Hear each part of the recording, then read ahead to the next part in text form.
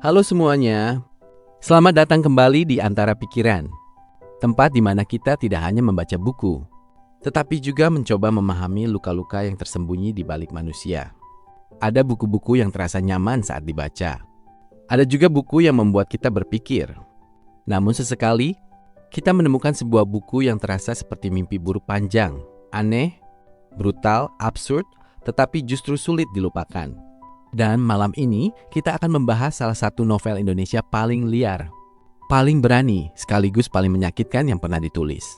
Sebuah novel yang tidak sekedar bercerita tentang cinta, tidak sekedar berbicara tentang sejarah, dan tidak hanya menghadirkan tragedi, tetapi sebuah kisah tentang tubuh perempuan, kekuasaan, kutukan keluarga, kekerasan manusia, dan bangsa yang tumbuh dari luka. Novel itu adalah Cantik Itu Luka karya Eka Kurniawan. Buku ini bukan bacaan yang ringan, bukan juga cerita yang akan membuat kita merasa nyaman. Karena sejak halaman pertama, Eka Kurniawan seakan langsung menarik kita masuk ke dunia yang dipenuhi kematian, nafsu, dendam, perang, pelacuran, kekerasan, dan kegilaan. Namun anehnya, di tengah semua kegelapan itu, novel ini tetap terasa hidup, tetap terasa manusia. Dan mungkin itulah alasan kenapa Cantik Itu Luka terasa begitu menyakitkan. Luka dianggap sebagai salah satu karya sastra Indonesia modern paling penting. Buku ini telah diterjemahkan ke berbagai bahasa, dibicarakan di banyak negara, dan sering disejajarkan dengan gaya realisme magis ala Gabriel Garcia Marquez. Tetapi di balik semua pujian itu, ada satu hal yang membuat novel ini benar-benar kuat. Ia tidak mencoba menjadi indah. Ia jujur, dan kadang kejujuran memang lebih mengerikan daripada kebohongan. Di video kali ini kita akan membahas bagaimana cerita dalam novel ini dibangun, kenapa tokoh-tokohnya terasa tragis, bagaimana Eka Kurniawan menggambarkan perempuan, kritik sosial dan sejarah yang tersembunyi di balik ceritanya, serta kenapa judul Cantik Itu Luka terasa begitu menyakitkan. Jadi siapkan pikiran kalian, karena perjalanan ini mungkin tidak nyaman.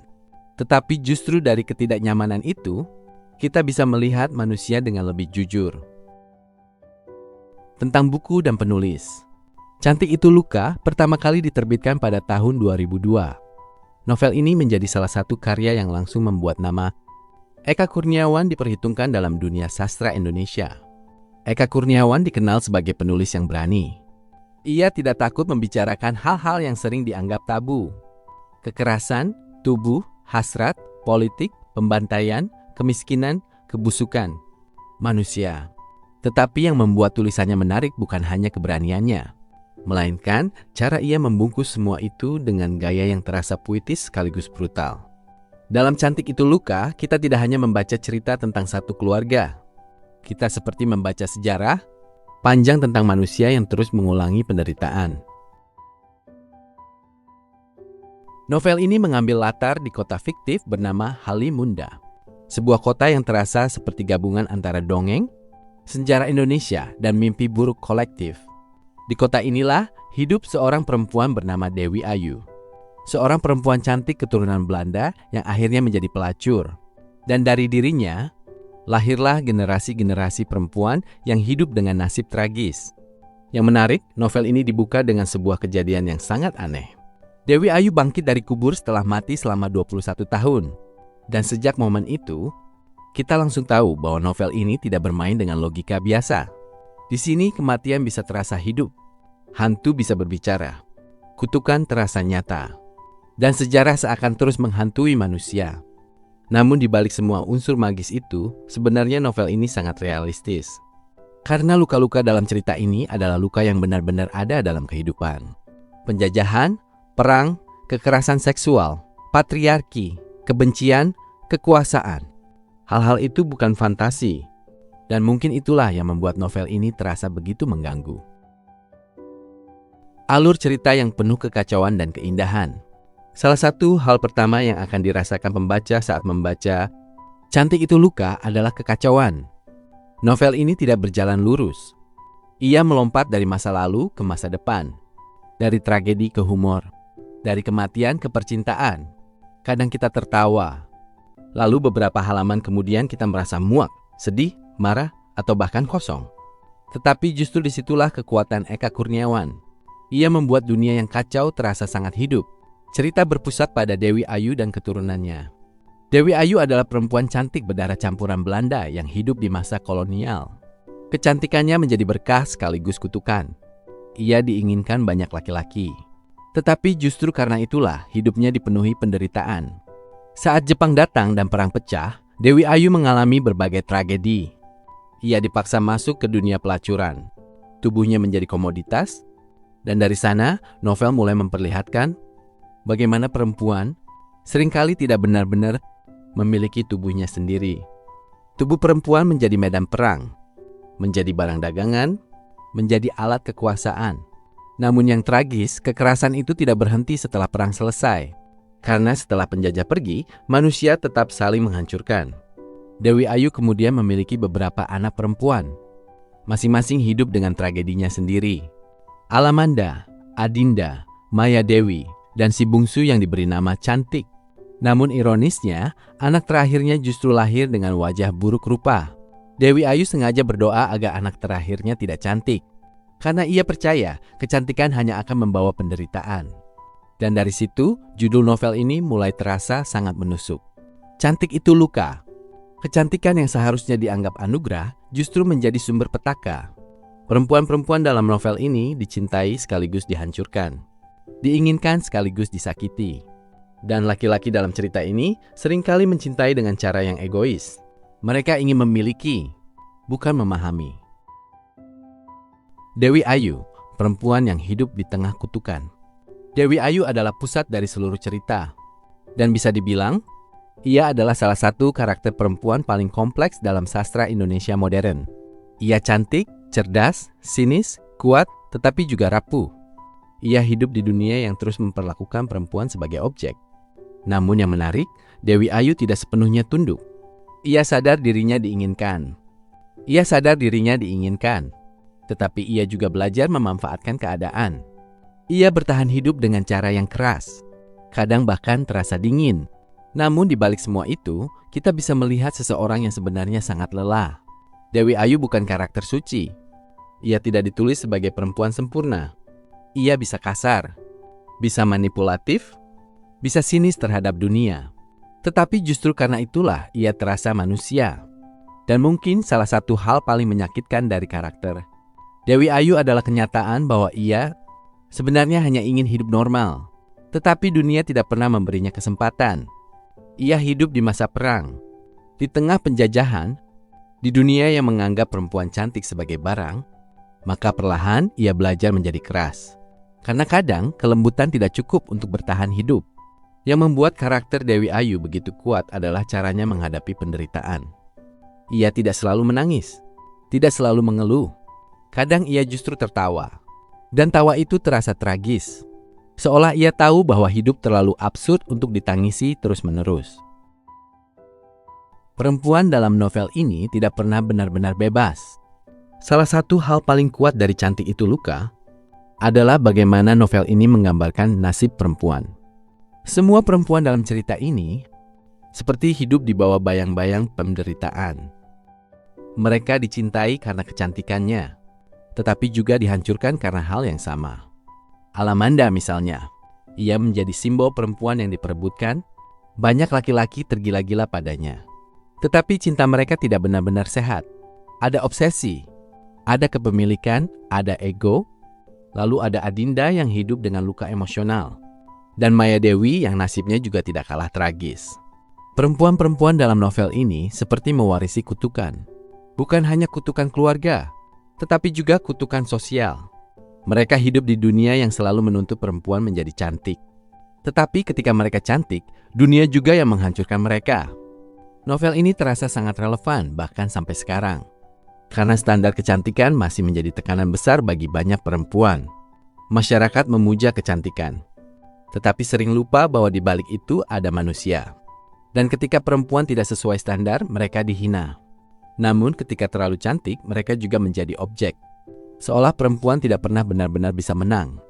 Itulah mengapa karakter Cantik menjadi simbol yang sangat menarik. Ia lahir buruk rupa. Dan justru karena itulah ia terhindar dari sebagian penderitaan yang dialami perempuan lain dalam keluarganya.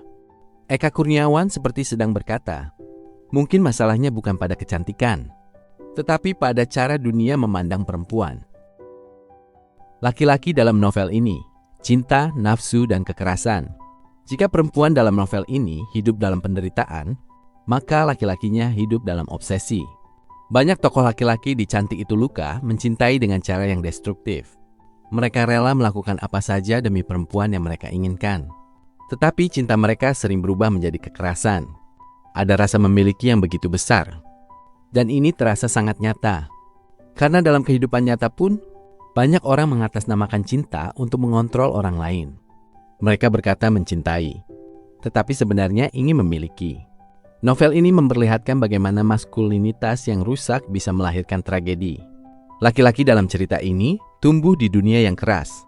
Di tengah perang, di tengah kekuasaan, di tengah budaya patriarki, akibatnya banyak dari mereka tidak tahu bagaimana mencintai dengan sehat. Mereka tahu cara berperang, tahu cara merebut, tetapi tidak tahu cara memahami. Dan karena itulah, hubungan-hubungan dalam novel ini terasa menyakitkan. Hampir semua cinta di sini berakhir tragis. Tidak ada kisah romantis yang benar-benar utuh. Karena Eka Kurniawan tidak sedang menulis dongeng cinta. Ia sedang menulis tentang manusia yang rusak. Realisme magis yang tidak sekedar gaya. Banyak orang membandingkan Cantik Itu Luka dengan karya Gabriel Garcia Marquez. Dan memang pengaruh realisme magis terasa sangat kuat. Orang mati bisa bangkit. Hantu hadir di kehidupan sehari-hari. Peristiwa absurd terasa normal. Tetapi unsur magis dalam novel ini bukan sekedar hiasan. Ia punya fungsi. Dalam budaya kita sendiri, hal-hal mistis memang sering hidup berdampingan dengan kenyataan. Kita tumbuh dengan cerita tentang roh, kutukan, mimpi, pertanda. Dan Eka Kurniawan memanfaatkan semua itu untuk menggambarkan luka sejarah. Karena kadang trauma memang terasa seperti hantu. Ia tidak terlihat, tetapi terus menghantui. Indonesia memiliki sejarah panjang tentang kekerasan, penjajahan, perang, pembunuhan, kudeta, kemiskinan, dan semua itu meninggalkan jejak yang tidak hilang begitu saja. Dalam Cantik Itu Luka, sejarah terasa seperti arwah yang tidak pernah benar-benar mati. Ia terus hidup di tubuh manusia, di keluarga, di generasi berikutnya. Itulah kenapa novel ini terasa besar. Karena ia tidak hanya membicarakan satu orang, ia membicarakan bangsa. Kritik sosial yang sangat tajam. Di balik cerita absurd dan humor gelapnya, Cantik Itu Luka sebenarnya adalah kritik sosial yang sangat tajam. Eka Kurniawan memperlihatkan bagaimana kekuasaan sering lahir dari kekerasan. Penjajah datang dengan senjata, tentara datang dengan senjata, laki-laki datang dengan ego, dan yang paling sering menjadi korban adalah rakyat kecil, terutama perempuan. Novel ini juga menunjukkan bahwa setelah penjajah pergi, penderitaan tidak otomatis selesai. Kadang bangsa yang merdeka tetap bisa kejam terhadap rakyatnya sendiri. Ada banyak bagian dalam novel ini yang terasa seperti sindiran terhadap sejarah Indonesia. Tentang bagaimana kekuasaan sering dibangun di atas darah. Tentang bagaimana orang kecil dilupakan. Tentang bagaimana trauma kolektif jarang benar-benar dibicarakan. Namun yang membuat kritik sosial ini menarik adalah caranya disampaikan. Eka Kurniawan tidak berkhotbah. Ia bercerita. Dan justru lewat cerita itulah kritiknya terasa lebih tajam. Karena kita melihat langsung bagaimana manusia hancur oleh sistem. Humor gelap yang membuat novel ini unik. Aneh rasanya mengatakan bahwa novel sekelam ini juga lucu. Tetapi memang begitu. Di tengah tragedi dan kekerasan, Eka Kurniawan sering menyelipkan humor. Kadang absurd, kadang satir, kadang terasa begitu gelap sampai kita bingung apakah harus tertawa atau tidak. Namun humor itu penting. Karena tanpa humor, novel ini mungkin akan terasa terlalu berat. Humor menjadi cara manusia bertahan. Dan dalam kehidupan nyata pun, kadang orang tertawa justru saat sedang paling terluka. Humor dalam novel ini juga terasa sangat Indonesia. Ada gaya bercanda yang dekat dengan kehidupan sehari-hari. Ada absurditas sosial yang terasa akrab. Sehingga meskipun novel ini memiliki unsur magis dan tragedi besar, ia tetap terasa membumi. Gaya penulisan Eka Kurniawan. Salah satu alasan kenapa Cantik Itu Luka begitu berkesan adalah gaya menulis Eka Kurniawan. Kalimat-kalimatnya terasa hidup, Kadang puitis, kadang kasar, kadang vulgar, tetapi selalu punya tenaga. Ia bisa menggambarkan sesuatu yang sangat indah. Lalu beberapa paragraf kemudian menghadirkan adegan yang brutal. Dan anehnya, semua itu tetap terasa menyatu. Eka Kurniawan juga sangat berani dalam menggambarkan tubuh dan seksualitas. Bagi sebagian pembaca, ini mungkin terasa terlalu vulgar. Namun sebenarnya keberanian itu penting. Karena tubuh dalam novel ini bukan sekedar sensualitas. Tubuh adalah simbol kekuasaan. Tubuh adalah medan perang. Tubuh adalah tempat manusia menerima luka. Cara Eka Kurniawan mendeskripsikan dunia juga sangat visual. Kita bisa membayangkan kota Halimunda, merasakan suasana perang, melihat wajah-wajah tokohnya. Dan itulah kenapa novel ini terasa sinematik, seolah kita sedang menonton mimpi buruk yang indah. Kenapa novel ini tidak cocok untuk semua orang? Meskipun banyak dipuji, Cantik Itu Luka bukan novel yang bisa dinikmati semua orang. Ada banyak adegan kekerasan, ada seksualitas, ada trauma, ada hal-hal yang mungkin terasa sangat tidak nyaman. Sebagian pembaca mungkin merasa novel ini terlalu brutal, terlalu vulgar, terlalu kacau.